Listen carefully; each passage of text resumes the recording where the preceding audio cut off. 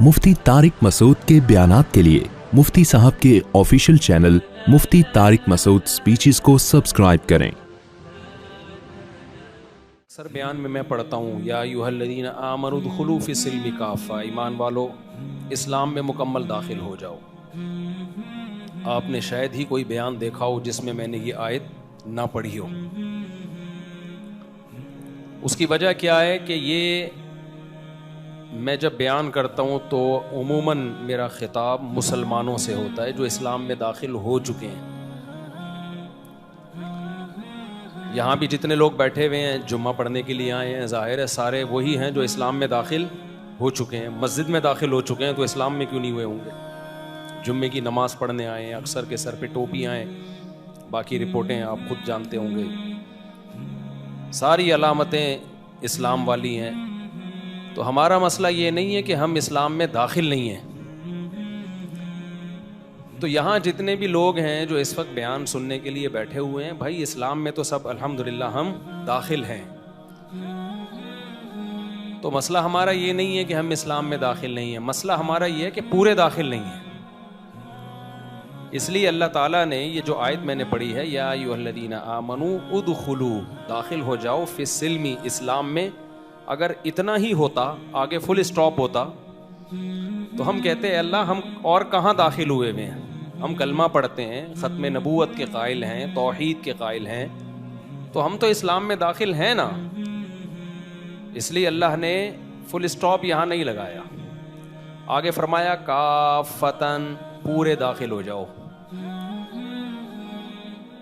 देखो जब किसी को कोई ऑर्डर दिया जा रहा होता है, अक्सर वो ऑर्डर उस वक्त दिया जा रहा होता है जब सामने वाला उस ऑर्डर को प्रॉपर फॉलो नहीं कर रहा होता। तो इस आयत से साफ पता चलता है हमारा मसला ये नहीं है कि हम इस्लाम में दाखिल नहीं हैं, हमारा मसला ये है कि हम इस्लाम में पूरे दाखिल, बोलो, नहीं हैं। कितने दाखिल हैं भाई? मीठा मीठा, हप हप, कड़वा कड़वा, थू थू, ये वाले दाखिल हैं, ये वाले इस्लाम में हम दाखिल हैं। वो एक बिदती मौलवी साहब थे ना, बीमार हो गए, तो किसी ने कहा इनको नीम के पत्ते कड़वे वो पिलाओ। वो आंखें नहीं खोल रहे ना, आंखें बंद उनकी, बिल्कुल आखिरी सांसें चल रही थी।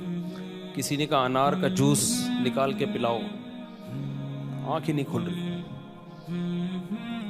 मुख्तलिफ लोग मशवरे दे रहे हैं, किसी ने कहा कि ये खिलाओ, संतरे का जूस पिलाओ, किसी ने कहा कि भाई नींबू टपकाओ, एक ने मशवरा दिया इनको दूध जलेबी खिलाओ। एकदम उनकी एक आंख खुली ना, ऐसे खुली, ये कौन बोल रहा है? अच्छा, किसी ने उसकी सुनी नहीं, दूध जलेबी वाले की। फिर किसी ने कहा भाई करेले का जूस पिलाओ, कोई क्या कह रहा है, कोई क्या कह रहा है, फिर वो कह रहा है भाई दूध जलेबी खिलाओ। फिर दूसरी आंख भी खुल गई। जब 3-4 दफा हुआ ना, तो फिर मौलवी साहब ने कहा भाई इसकी भी तो सुनो, ये क्या कह रहा है, इसकी भी तो सुनो, सारे अपनी अपनी बोले जा रहे हो। तो हमारी भी एक आंख खुलती है जब हमें इस्लाम में अपने आप को कोई फेवर हमें मिल रहा होता है। जब हमें कोई फेवर मिल रहा होता है तो इस्लाम हमें बहुत अच्छा लग रहा होता है। अदालती खुला में तो बहुत हो रहा है ना। अब बेगम ने कोर्ट से खुला लेके चली गई, आप कितने सेकुलर, कितने लिबरल हो, आप इस्लाम को कभी आपने फॉलो ही नहीं किया। जाओगे आप मुफ्ती के पास, मुफ्ती साहब according to Islam, according to sharia, ये खुला कंसीडर है, वैलिड है या नहीं है? अबे तू कब से मौलवियों को पूछने लगा भाई? आज तक तो कभी किसी मसले पे आपने मौलवियों से फतवा नहीं लिया, कभी भी नहीं आपने पूछा। चलो गनीमत है, पूछ रहे हैं, हम उनको भगाते नहीं है, फतवा हम दे देते हैं कि क्या है, क्या सही है, क्या गलत है। लेकिन ऐसे ऐसे लोग भी आ रहे होते हैं जिन्होंने कभी भी किसी मौलाना को लिफ्ट, बोलो, नहीं कराई। क्यों? उनको पता है भाई इस्लाम इस मौके पे किसे फेवर कर रहा है? मर्द को फेवर कर रहा है। एक तरफा खुला में औरत की बात नहीं मान रहा, सिवाय चंद कंडीशन के। रफी भाई को बहुत गुस्सा आता है ऐसी बात पे। رفیع بھائی ایک دن مجھے کہنے لگے آپ جو کہتے ہو کہ عدالت خلا نہیں دے سکتی, شوہر ہی بیوی کو طلاق دے سکتا ہے, تو جو عورت نہیں رہنا چاہتی وہ کیا کرے پھر؟ یہ ان کا سوال تھا, اور ایک دفعہ نہیں 10 دفعہ انہوں نے مجھ سے کہا ہوگا کہ جو نہیں رہنا چاہتی وہ کیا کرے. میں نے کہا شوہر بیسک حقوق ادا کر رہا ہے, نان نفقہ جو بیسک ہے ہاں جی دے رہا ہے, تو کہہ رہے نہیں وہ نہیں رہنا چاہتی, شوہر طلاق بھی نہیں دے رہا, تو وہ کیا کرے؟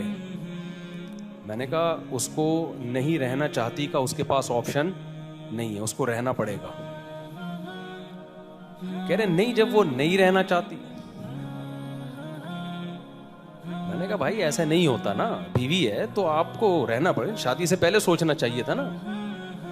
پھر جب سمجھ ہی نہیں آ رہا پھر میں نے ان سے کہا اچھا مجھے رفیع بھائی ایک بات بتاؤ, ایک آدمی کی بیوی کے 6 بچے ہو گئے, 30 سال زندگی گزار لی اس نے شوہر کے ساتھ, شوہر نے اسی امید پہ رکھا اس کو کہ میرے بچوں کی ماں ہے, گزارا کیا اس کے ساتھ,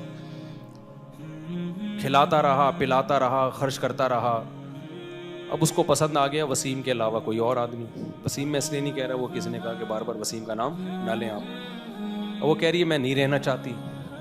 شوہر کہے گا یہ پہلے دن بول دیتی نا, 30 سال کے بعد تو بول رہی ہے کمبخت, میرا بھی ٹائم ویسٹ کیا تو نے. اگر مجھے پہلے پتا ہوتا 30 سال کے بعد تو پتلی گلی سے نکل جائے گی تو پھر میں تجھ پہ اتنا خرچ کرتا, اتنی عزت دیتا, اتنے بچے پیدا کرتا, تجھ سے بچے بھی نہیں پیدا کرتا. لیکن یہ بات پھر بھی رفیع بھائی کی سمجھ میں نہیں آ, وہ یہی مصر ہیں جب وہ نہیں رہنا چاہتی نہیں رہنا چاہتی. تو آخر بات یہی ہے کہ بھائی اسلام کے جو آرڈر ہیں آپ کی عقل مانے یا نہ مانے آپ نے اس کو فالو کرنا ہے. یہ میرا مذہب نہیں ہے, یونائٹڈ نیشن کا لا نہیں ہے کہ لوگوں کی اکثریت کو اگر یہ لا پسند نہیں آ رہا, یا جمہوری حکومت نہیں ہے اللہ کا قانون کہ لوگوں کی اکثریت کو ایک چیز سمجھ میں نہیں آ رہی تو اکثریت کی بیس پہ قانون کو چینج کر دیا جائے.